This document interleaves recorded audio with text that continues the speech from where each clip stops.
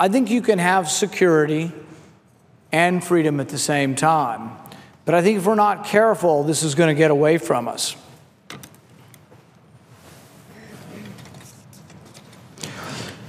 When they found out that 9 out of 10 intercepts were actually not the intended target, just ancillary information that they'd picked up, they also found that 50% contained email addresses that were U.S. citizens. So let's say you collect 1 million pieces of information and you're just gathering this up and you're intended to go after foreign targets, it might be terrorists, but over half of this information, much of it incidentally gained, are actually U.S. citizens. So what this is it's sort of an end run. They call it backdoor searches, but it's sort of an end run that has gone around the Constitution, gone around the Fourth Amendment to collect information that we've actually said should be illegal to be collected that way, but we're doing it because we've done an end run around. Also realize that you can send an email from Virginia to South Carolina, and it might go over a server in Brazil. If your email goes over a foreign server, all of a sudden, boom, everything's done, the Constitution's out the door, they can collect that, even the content. It's never revealed to you, nothing's ever presented to you, it's all done within the executive branch with no advocate on your side.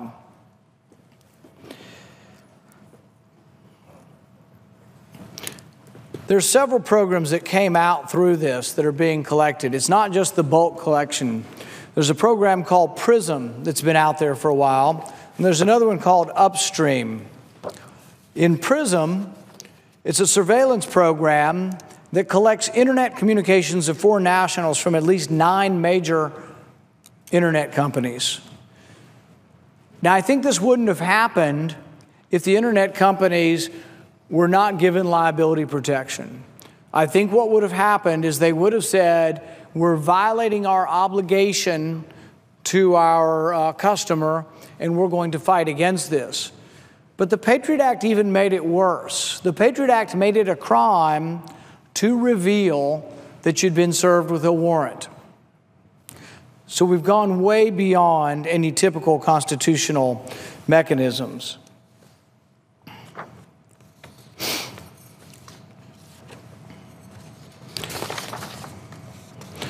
In the Upstream program, a similar thing happens, but this is when the data is collected as it moves across U.S. junctions. The problem is not so much going after foreign communications, but going after incidental and collecting incidental communications that involve American citizens.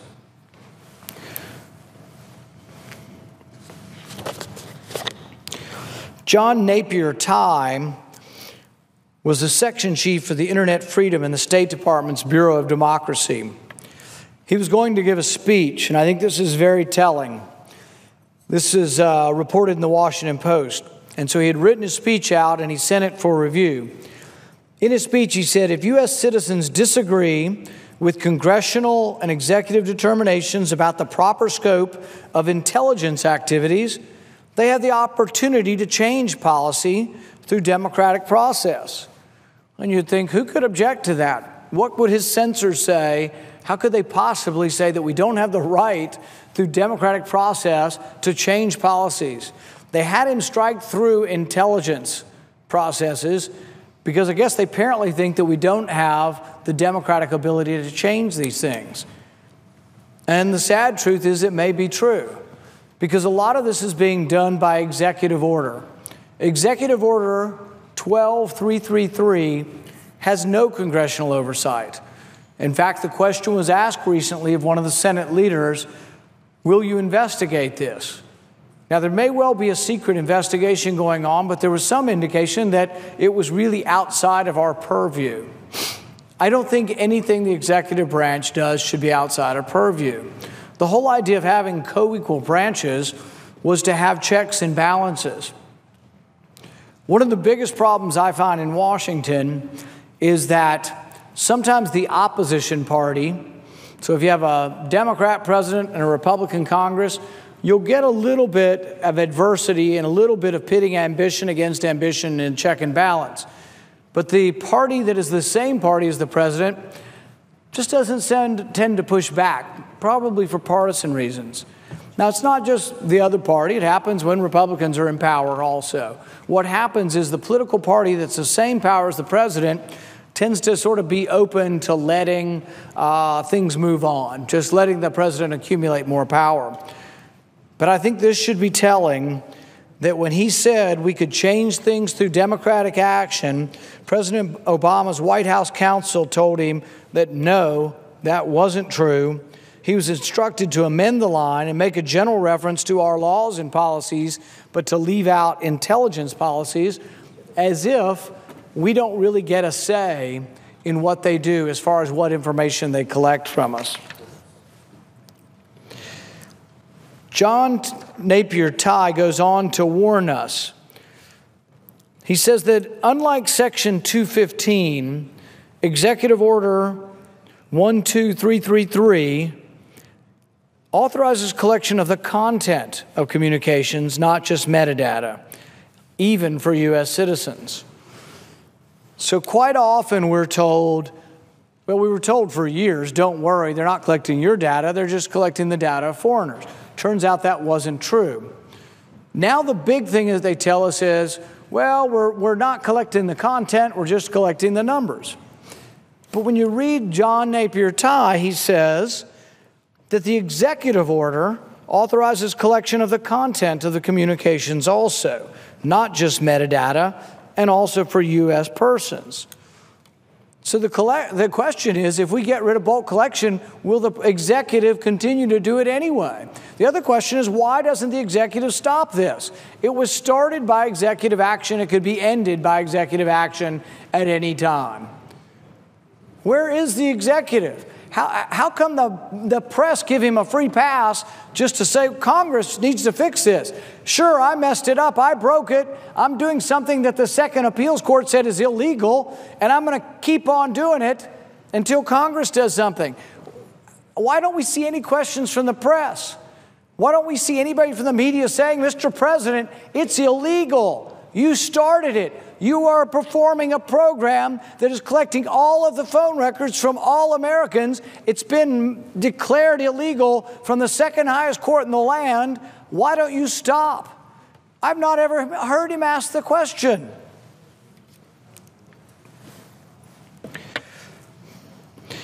With the executive order, apparently, because this, they say, is Article 2, and that Article 2 to them means they can do whatever they want without any oversight by Congress. The conclusion by John Napier Tye is that there is nothing to prevent the NSA from collecting and storing all communications. This concerns me. The president instituted or brought together a group called the Review Group on Intelligence and Communication Technologies. And in it, they came forward with some recommendation. Recommendation number 12 was that all of this data, all this incidental data that's becoming part of these databases that is collected under these authorities, the executive order, should be immediately purged unless there is a foreign intelligence component to it. The review group further recommended that a U.S. person's incidentally collected data should never be used in a criminal proceeding against that person. So now we're back to what I was talking about earlier. If you're going to go away from the Constitution, if you're going to say to catch bad guys, we can't really have the Constitution, we're going to have a bar that's a lot easier to cross that allows us to do kind of what we want, wouldn't you want to exclude American citizens from being convicted or put in jail for a crime under a lower standard? It's kind of like this. The question is, if the government can come in without a valid search warrant, without announcing that they're in your house, collect all of your data, would you want them to have hours and hours in your house without any probable cause and then start arresting you for this? There are rumors that we are doing this. There are rumors that intelligence warrants, which are non-constitutional, which are at a lower standard, are being used to get regular criminals. What they do is collect information through data, metadata analysis, all of this, they get enough to be convinced that you're a drug dealer, then they arrest you by getting a traditional warrant, but they're using information that they got illegally to get to you. Section 213, this whole sneak and peek, where they go in without announcing that they've been in your house, 99.5% of the people arrested are actually people who've committed a domestic crime. They're not terrorists. So we're told you have to have the Patriot Act to get terrorists, and yet what we really find is that they're using it in a way that was not honest. They're using a lower standard, a standard less than the Constitution, and they're using that standard then to arrest people for basic domestic crime.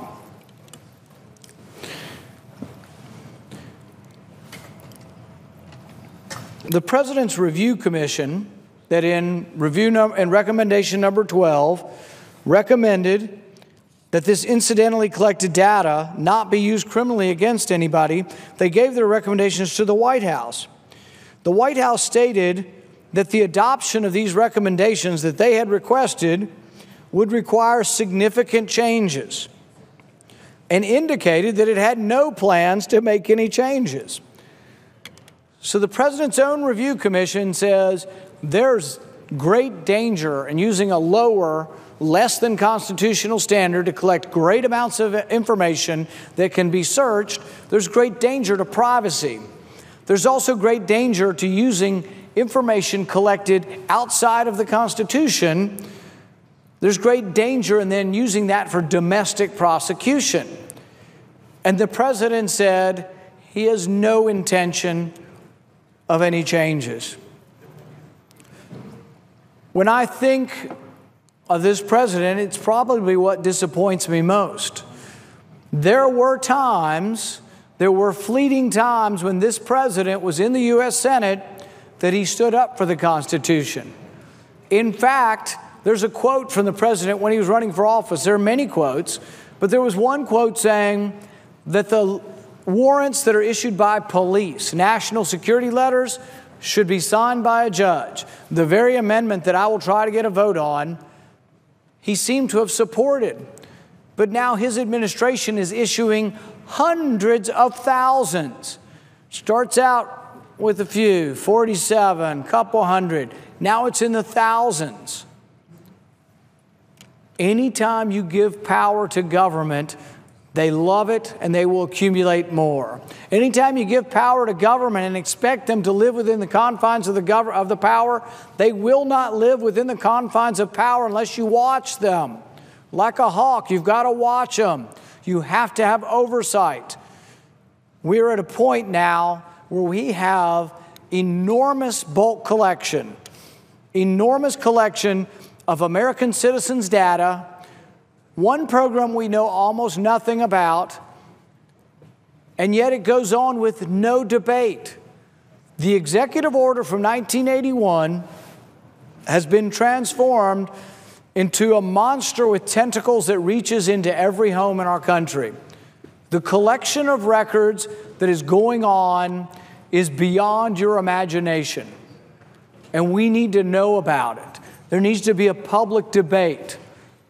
It's become even more pressing that we have this public debate, because the problem is that you have the president and you have the Congress and you have the intelligence community not being honest with us. So the fact that the Director of National Intelligence would come to Congress and lie and say they're not collecting this information, and then when they do admit to it, say, oh, but by the way, it's working really well and we're capturing all kinds of terrorists. But they hold all of the information, and we rely on them to be honest, to present truthful information to us. This is a big problem. Currently, the courts haven't, I think, brought their rulings up to date. The debate, though, has been going on for a long time. In 1928, there was the Olmstead case. The Olmstead case went against those of us who believe in privacy. And I believe that that case still lingers on, even though it's been reversed.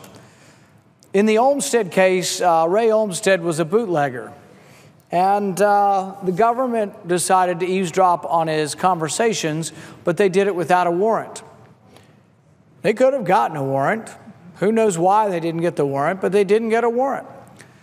But the court ended up ruling that phone conversations were not protected by the Fourth Amendment. This was a sad day in our history when this happened in 1928. The dissent in that case was Justice Brandeis. And as so often occurs in our history, sometimes the dissent becomes the majority opinion and becomes profound because it was there at the time.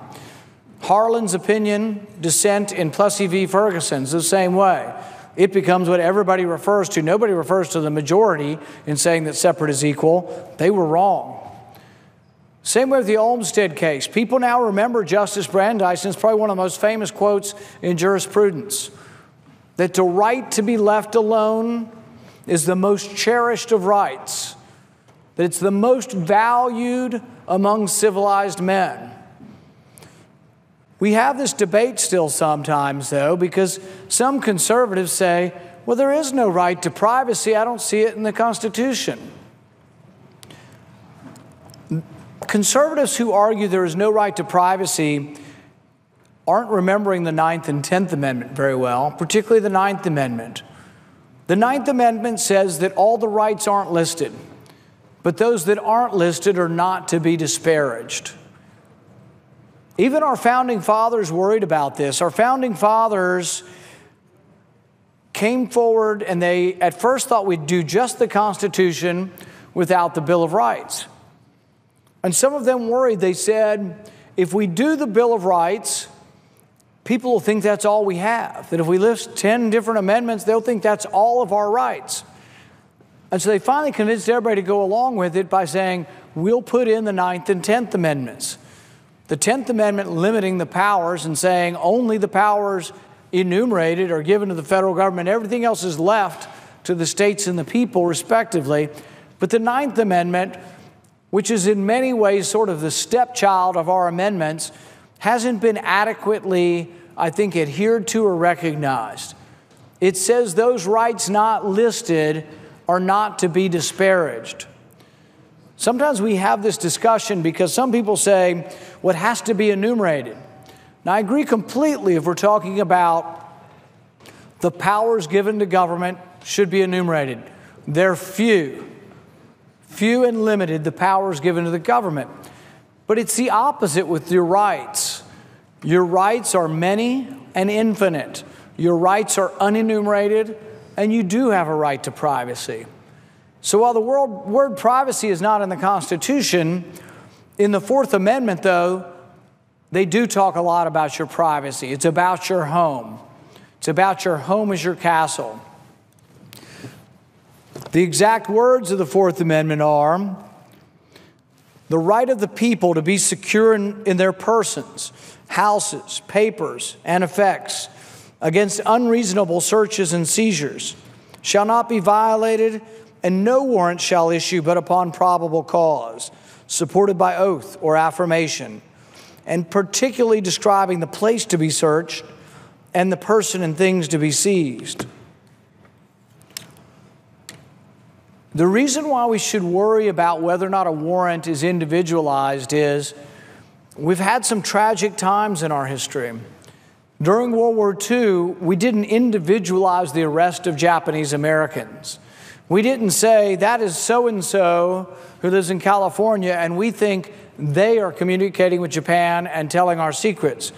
We indiscriminately rounded up all of the Japanese and incarcerated them. There have been times in our history when we haven't acted in an individualized manner. It happened throughout the South, in the old Jim Crow South. We told people that we were going to relegate them to a certain status based on a general category. So when we talk about individualizing warrants, we're talking about trying to prevent bias from occurring.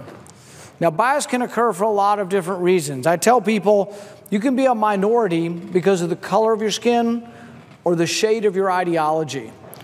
You can be a minority because of your religion. You can be a minority because you homeschool.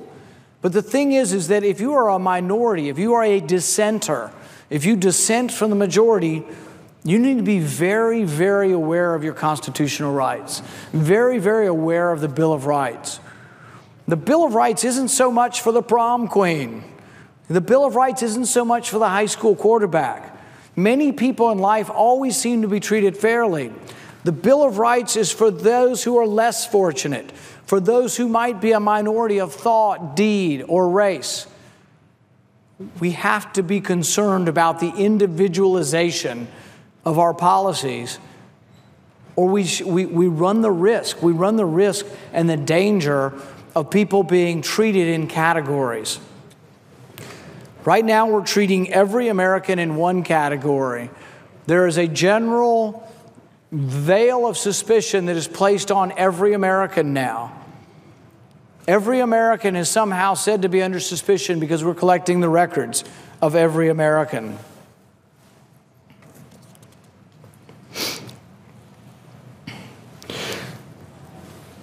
When we talk about metadata and whether or not or how much it means and what the government thinks they can determine from metadata, the people who say, don't worry, it's just your phone logs, it's no big deal, it's just boring old business records, should be a little bit concerned by the words of one former intelligence officer who said that we kill people based on metadata. Now, he wasn't referring to Americans, he's talking about terrorists. But we should be concerned that they are so confident of metadata that they would kill someone. So instead of us believing that metadata is no big deal and it just should be public information and anybody can have it, realize that your government is so certain of metadata that they would kill an individual over it. That seems to me to make the point that metadata is incredibly important if we would make a decision to kill someone based on their metadata.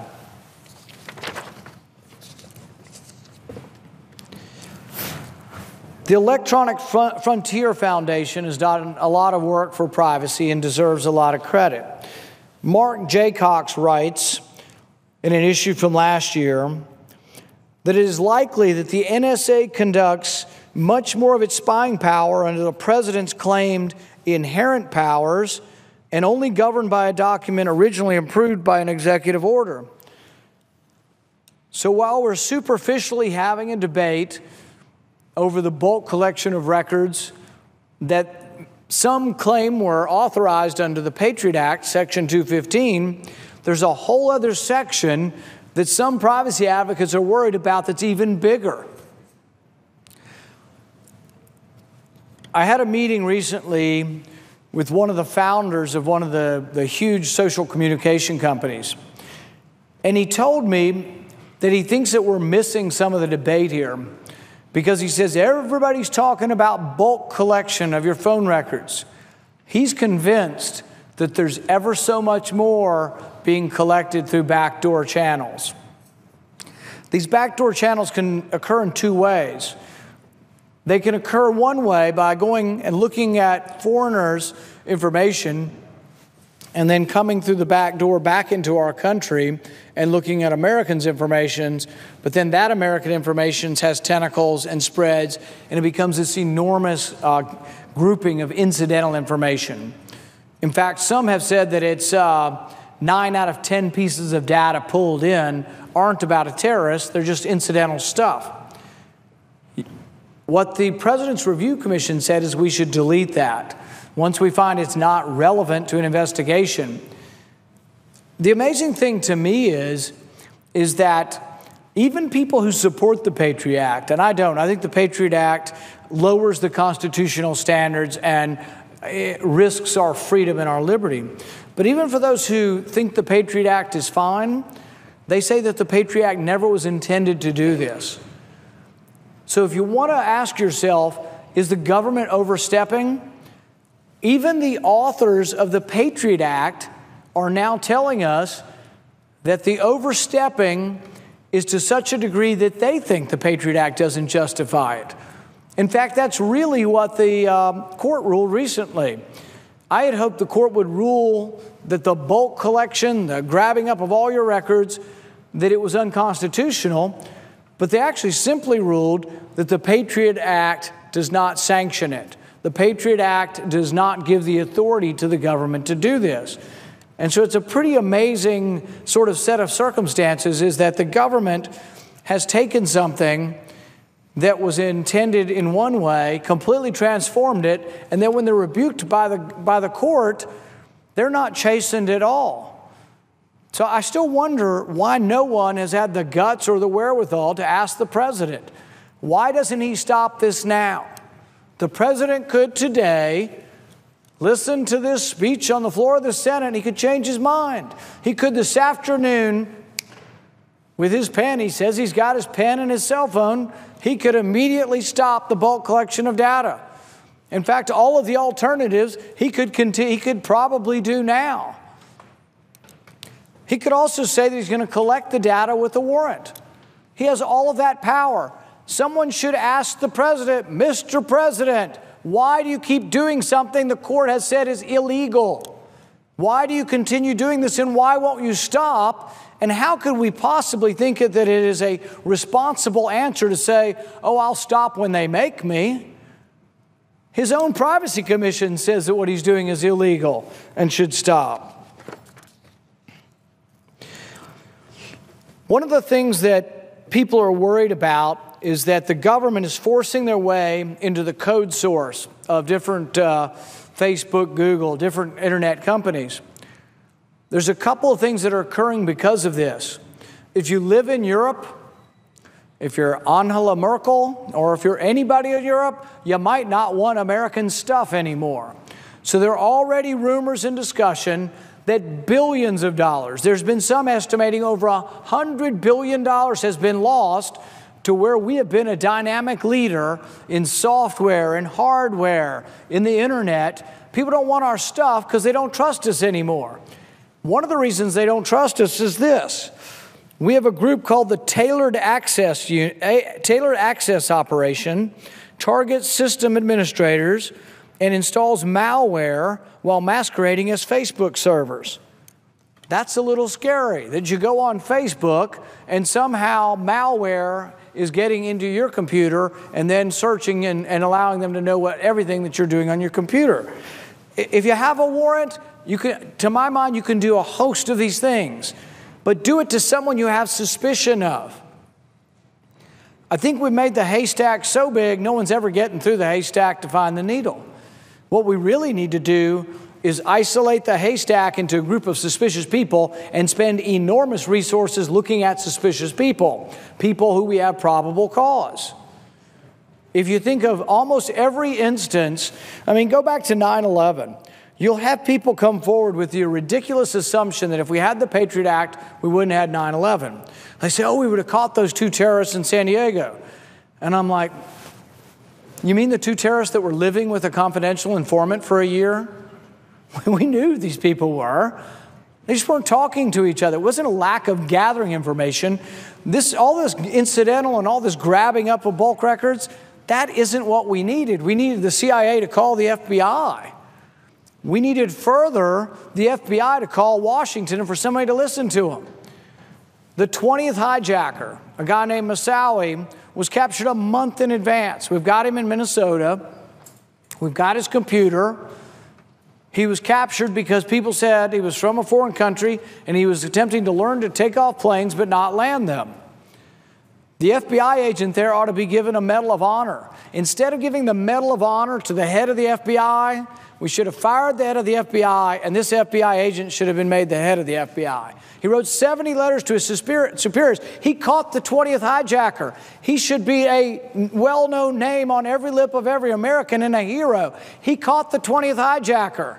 He saved lives, but his superior got 70 letters and did squat.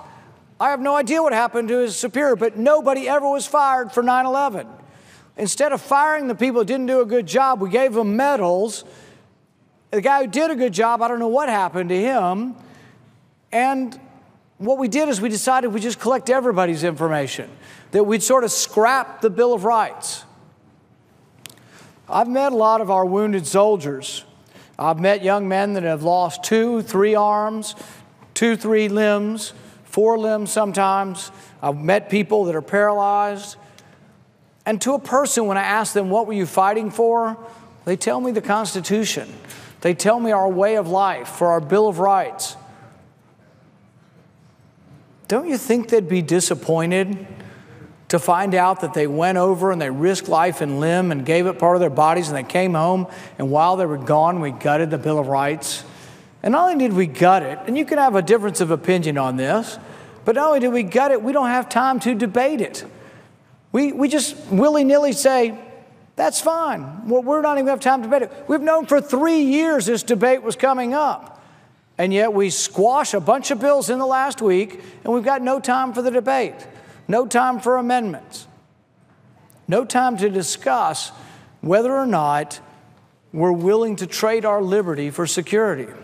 Franklin said, those who trade their liberty for security may wind up with neither.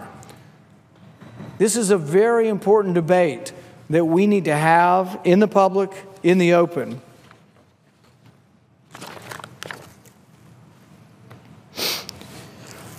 We worry about, or some of us worry, that just in discussion of bulk records, we may not get to other programs the government just simply won't tell us about. A lot of them are written about, though.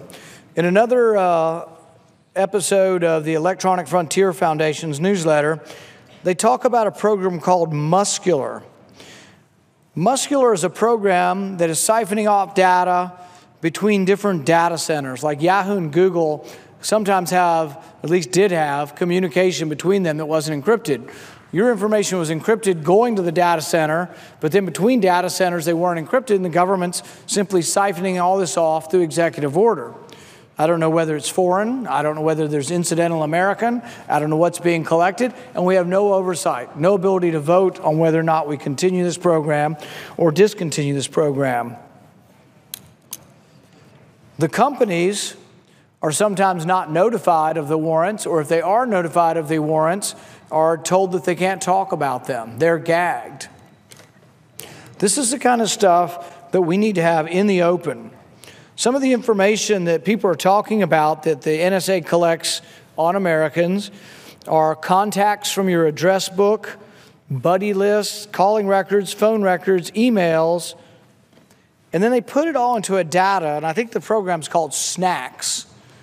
They put it all into this data program, and they develop a network of who you are and who your friends are through all the interconnection of all your contacts and friends. And if you ask them, is any of this protected by the Fourth Amendment? The answer you'll get is the Fourth Amendment doesn't protect third-party records. So really, we're going to have this go to the Supreme Court. I said earlier that in the Olmstead case in 1928, Justice Brandeis is in the dissent. The vote is 6-3, I believe. And the court rules that phone conversations have no protection. So we started out with a bad history. Phone was just coming around and becoming commonplace. And the Supreme Court said your conversations don't have any protection. This went on for 40 some odd years until we get to the late 1960s, I think 1968, in the Katz case. And then they say there is an expectation of privacy. So that was a big blow for those of us who believe in privacy, that we finally decided your phone conversations are private and that you have an expectation of privacy and that it should take a warrant with your name on it, individualized with probable cause. But we go another dozen years, 10 to 12 years, and we get another court case called Maryland versus Smith. And in it here, though, the court rules that your conversations are protected from the government, that the government has to have a valid warrant to look at your conversations, but they end up saying that your records don't, and that the government is allowed to eavesdrop and pick up and accumulate records about your phone calls without a warrant. I think this was a big mistake. Now, the case in Maryland versus Smith, though, is one sort of petty criminal and a few records over a few-day period. The question that I'd like to see before the Supreme Court would be, is that equivalent to all Americans' phone records all of the time? There was at least some kind of investigation going on of this person. They didn't do it the right way. I think they should have gotten a warrant. But in this case, What the government is arguing is that every one of you are somehow relevant to an investigation for terrorism. That's absurd. And finally, we get to the appellate court last week, and the appellate court says that. They say, frankly, it is absurd to say that everybody in America is relevant to an investigation. Not only is it absurd, not only is it a trifling with your privacy and your right to be left alone, but it takes our eye off the prize. Why do you think it is that there's not enough human analysts to know that Tsarnaev, the Boston bomber, was plotting to bomb the Boston Marathon? Why did we not know he got on a plane to go to Chechnya? One of the things that we were told, at least in the newspaper, was that he had an alternate spelling of his name. So we've been 15 years and we can't figure out that sometimes these names are spelled a little different, and we didn't know he flew back and was radicalized in another country. I'm for spending more money and more time on analysts to investigate and look at the data connected to people of suspicion. But I don't want to spend a penny on collecting all the information from all of innocent Americans and giving up who we are in the process. We have to fight against terrorism. We have to protect ourselves. But if we give up who we are in the process, has it been worth it? Are you really willing to give up your liberty for security? What if the security you're getting is not even real? They said the 52 people they caught through the bulk collection program, the president's privacy, his own privacy group investigated and said not one person was captured. A possibility of one, but they already had information on him from some other source.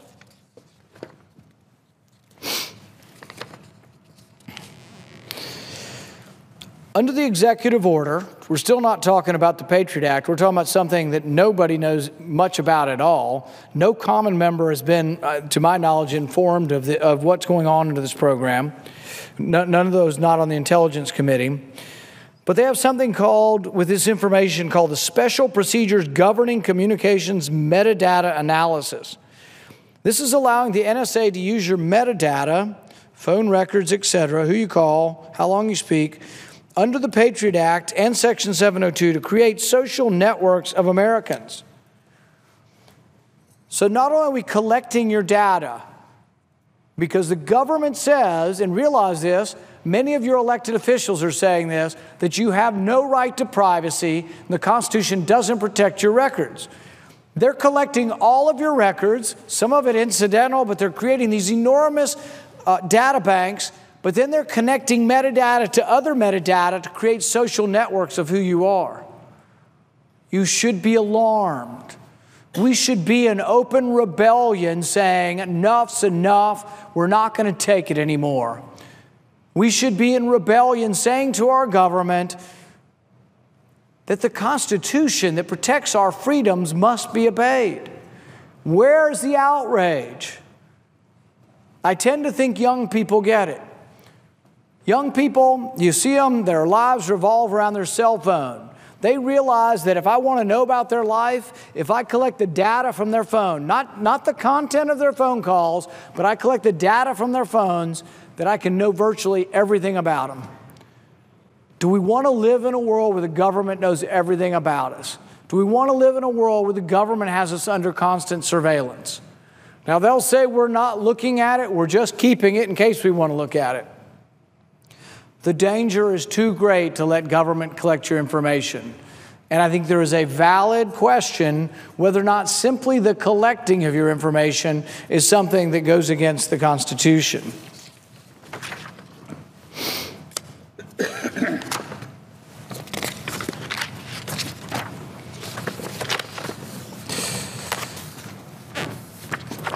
One of the other areas where we're seeing collection of data, I mean, it just would boggle your mind. We're not talking about just one program. We're talking about dozens of programs the government has instituted to look at your stuff. There's another group called EPIC, Electronic Privacy Information Center, and they talk about suspicious activity reports. These are reports that your bank has to file whenever you deal in cash at the bank. There's certain dollar limits. And they think, well, gosh, someone is probably a bad person if they're putting $9,500 in cash in the bank. Well, it turns out a lot of honest, law-abiding people do that. Not too long ago, there was a Korean husband and wife. They owned a grocery store. They dealt in a lot of cash, and they were very successful, and they deposited 3 times a day over $9,000, $8,000 to $10,000. They tried to stay under $10,000 because there was all kinds of extra paperwork if you were over $10,000. And so what the government said is, oh, you're structuring your deposits to evade the people. You must be guilty of something. The government then can accuse people of a crime and take their stuff. There's something called civil asset forfeiture. It doesn't require that you be convicted. It doesn't even require that you be accused of something. There was a story not too long ago in Philadelphia, Christos Saravelos, and the teenager was selling drugs out of the back of the parents' house.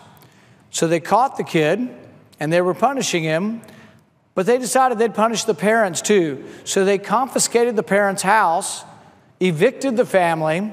So teenager makes a mistake selling drugs. What does the government do? They take the parents' house. You think that's going to help the kid or help anybody get better in this situation by taking the house? But here's the rub. Kid didn't even have to be convicted of anything. The kid didn't own the house. He was just their kid. If we allow all kinds of data to be out there to catch people, and then we're not even going to require that you're convicted of a crime before we take your stuff, you can see the danger of allowing so much data to be collected. But we are currently convicting and taking people's stuff or their money simply based on what they're using it for. The Washington Post did a series of articles on this. Turns out that most people having their stuff taken are poor, often African American, often Hispanic, but for the most part, poor. One guy was here in Washington, had $10,000, and he was going to buy equipment like a refrigerator or a commercial oven or something for his restaurant.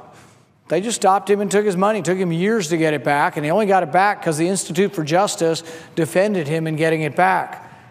But it turns justice on its head because he was basically considered to be guilty until he could prove himself innocent. Realize then that people like this are sometimes being picked up because of something called suspicious activity reports. Suspicious activity reports make your bank into a policeman or a policewoman. When you deposit things, they are obligated to report you to the police, to the government. Does it sound something like 1984?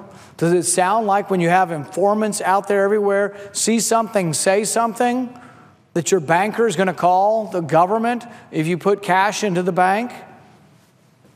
The burden should always be on the government to prove that you're guilty of something. You should never be convicted. You should never be punished without there first being a trial, without there first being evidence, without there first being a trial with a lawyer, with a verdict.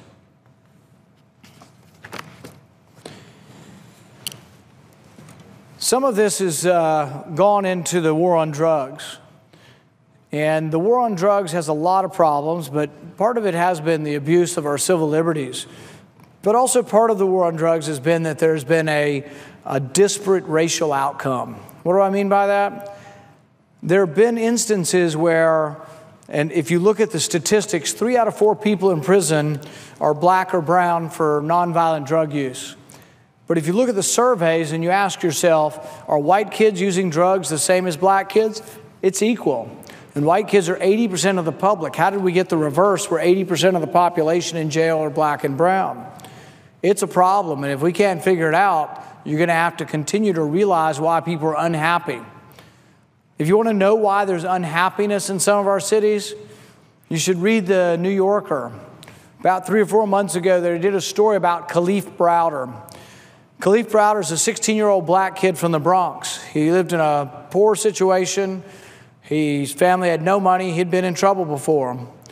But he was arrested, and he was sent to Rikers Island. 16 years old, arrested, sent to Rikers Island. His bail was $3,000. His family couldn't come up with $3,000, and he was kept for 3 years without a trial. At least some of it was in solitary confinement. He tried to commit suicide. Can you imagine how he must feel? Can you imagine how his parents must feel? Can you imagine how his friends feel, the kids he went to high school with? Do you think they think justice is occurring in our country? We have to be careful we don't let slip away who we are in the process of all of this fight against terrorism, all of this fight against drugs. Because what happens is people take things that are bad. Terrorism's bad, drugs are bad, but we take this fight about something that's bad, we forget about the process of law, we forget about the rule of law, and we forget who we are in the process.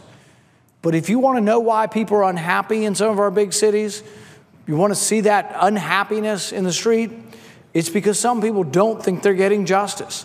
And I frankly agree with them. I think there isn't justice in our country when this occurs.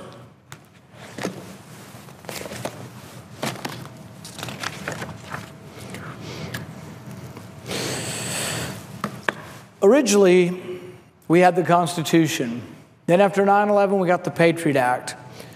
The biggest change between the Constitution, which provided protection from us from people, bad people, was able to incarcerate people for 200 years or more.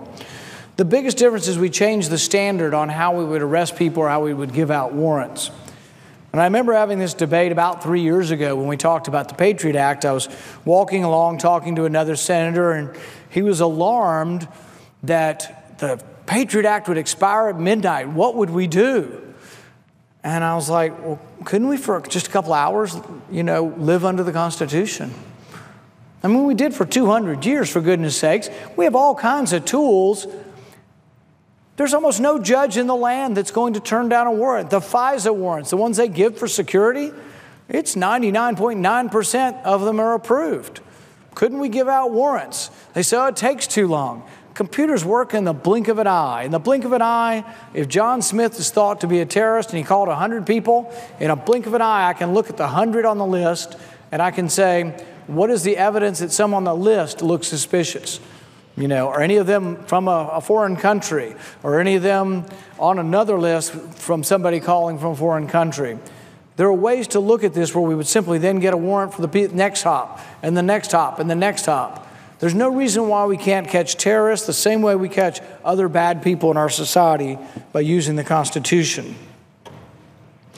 Initially, the government had to show evidence that you were an agent of a foreign power, but this is no longer true.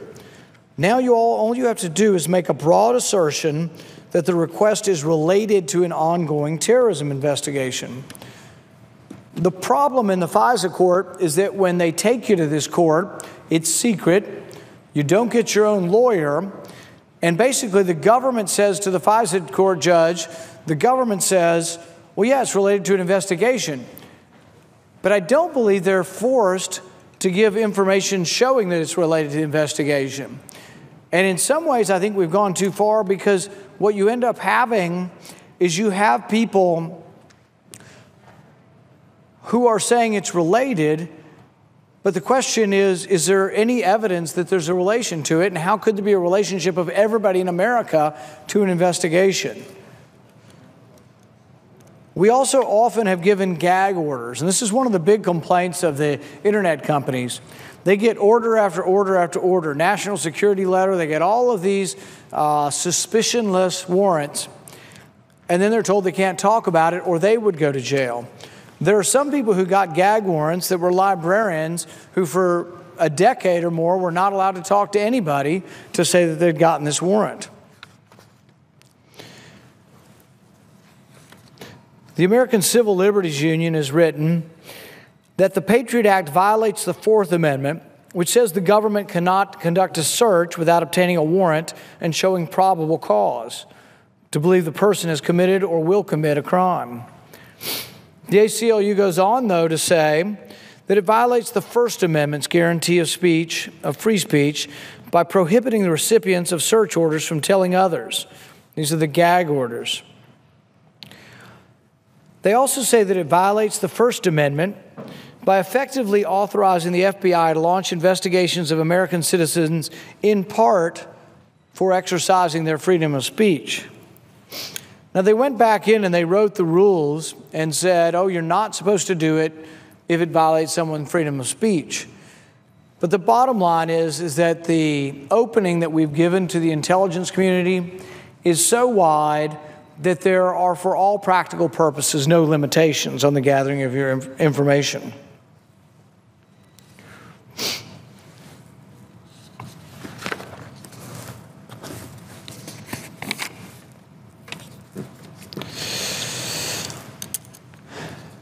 In the Maryland versus Smith case, we kind of get to the point where we've said that telephone conversations are protected, but we've said trace and trap and pen register, where they collect your data about your phone calls, is not.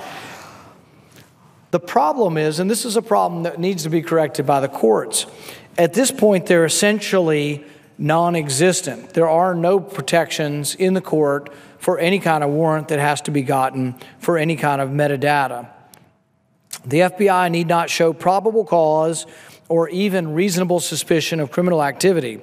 It must only certify to a judge, without having to prove it, that such a warrant would be relevant to an ongoing investigation.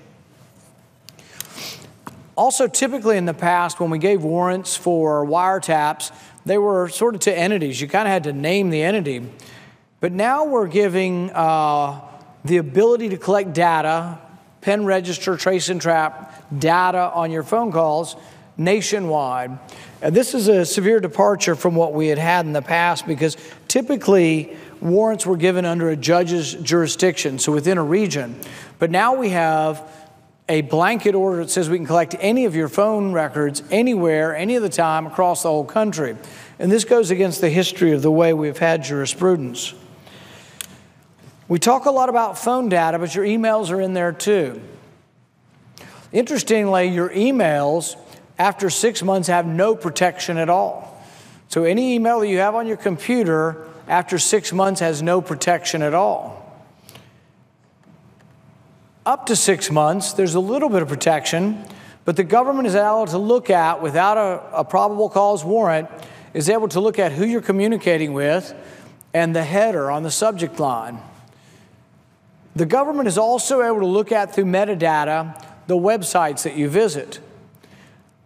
You can see how that various groups would say that that might be an infringement of their First Amendment, because let's say the government now knows that I go to Electronic Frontier Foundation, or I go to EPIC, or I go to ACLU. I'm concerned with civil liberties. Am I a potential problem to the government? I'm concerned and I'm a critic of the government.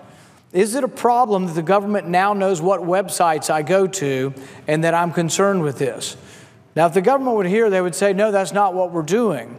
But here's the other part of that question is, maybe not yet, maybe not now, but you can also squelch and severely restrict First Amendment practices if just simply the fear of the government looking at it is changing my behavior.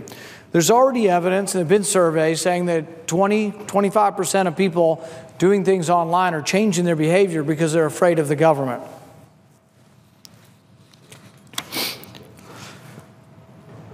The government argues that the list of websites and websites addresses are simply transactional data. But I think that there's much more that you can garner from this data.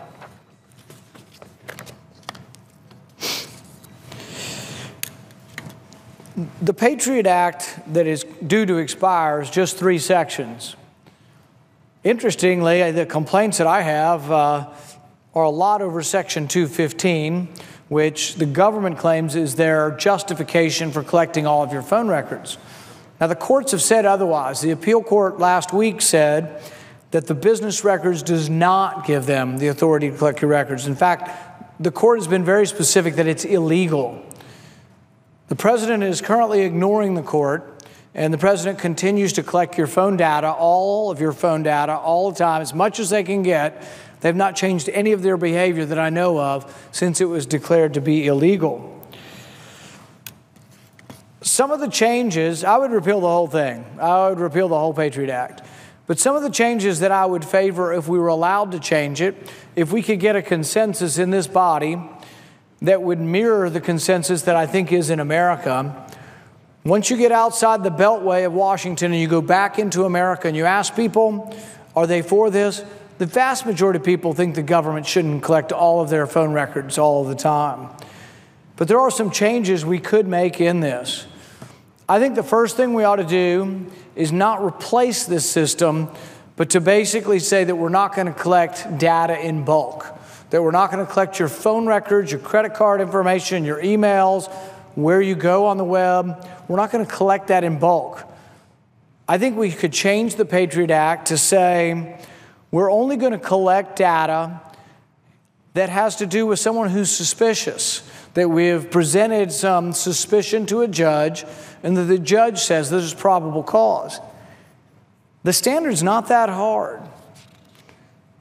It's hard for me to imagine, in fact, a judge saying no. Judges almost always say yes. If at 3 in the morning tonight there's a murderer inside a house in D.C., what do you think the odds are that when the police call for the warrant that the judge says no? Virtually non-existent. Most of us want the judge to give them permission. But it's the checks and balances that we want, so we don't have police who operate on bias or bigotry or religious discrimination. We want people to be bound by the rule of law. And it's kind of interesting because you'll hear Republicans sometimes give lip service to the rule of law. But in giving lip service to the rule of law, what happens is they seem to forget the whole idea of privacy. They're for it in economic transactions, but not so much with regard to personal liberty.